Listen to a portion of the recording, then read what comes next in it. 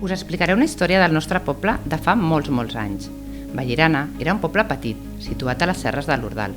Era un poble de pagesos i artesans, que com molts altres no tenia electricitat, ni telèfons ni ràdio, ni tan sols hi havia cotxes.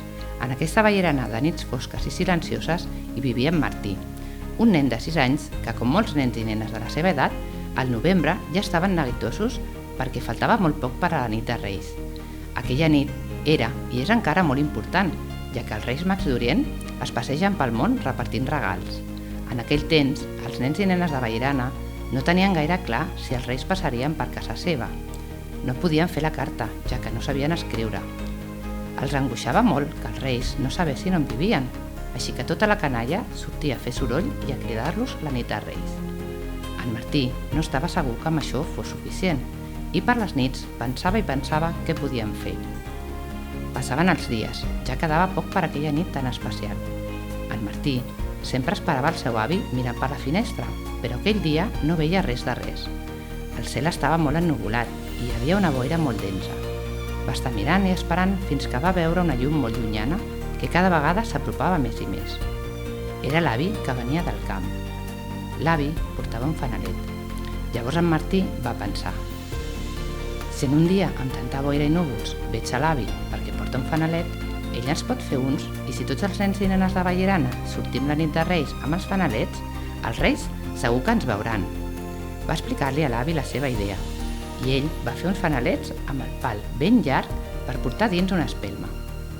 Els fanalets que va fer l'avi d'en Martí eren molt xulos, i aviat els seus amics i amigues van fer els seus per anar tots a cridar als Reis. Així veurien que a Vallirana hi ha molts nens i nenes esperant regals aquella nit tan especial. Aquella nit ja havia arribat.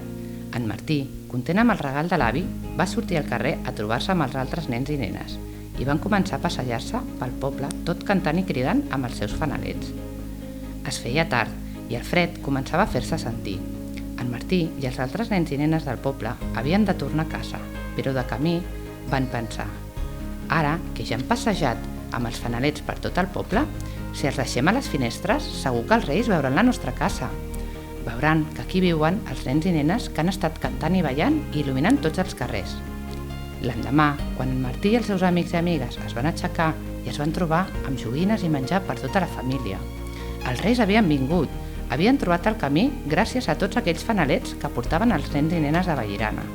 Voleu ajudar-nos a il·luminar el poble i que els Reis sàpiguen que a Vallirana hi ha molta gent que els està esperant?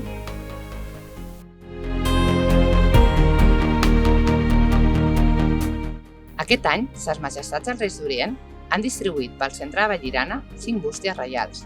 Allà podreu deixar la vostra carta amb els vostres missatges i desitjos. I estigueu atents i atentes, a la mateixa bústia hi haurà una sorpresa que trobareu en l'enllaç del codi QR.